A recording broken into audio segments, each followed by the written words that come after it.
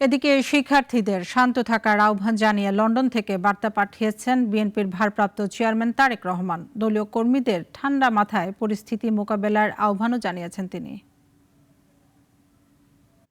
বিসমিল্লাহির রহমানির রহিম।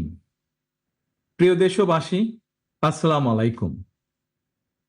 গৌরবজনক এই ঐতিহাসিক মুহূর্তে বাংলাদেশের সাহসী ছাত্র জনতাকে বিরচিত অভিনন্দন। হাজারো শহীদের প্রাণের বিনিময় জনতার ঐতিহাসিক এই বিপ্লবের মধ্যে দিয়ে গণহত্যাকারী খুনি হাসিনার পতন হয়েছে, রাহুমুক্ত হয়েছে আমাদের প্রিয় বাংলাদেশ। জনতার বিপ্লবের প্রথম ধাপ চূড়ান্তভাবে সফল হয়েছে। লাখো শহীদের প্রাণের বিনিময়ে অর্জিত বাংলাদেশ কখনো পরাজয় মানতে পারে না।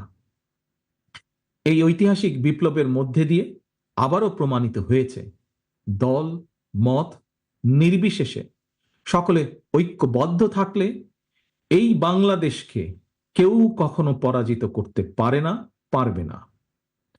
প্রিয় দেশবাসী, দেশের 18 কোটি মানুষকে জিম্মি করে 12.5 কোটি ভোটারের ভোটের অধিকার কেড়ে নিয়ে বাংলাদেশকে তাবেদার রাষ্ট্রে পরিণত করা হয়েছিল।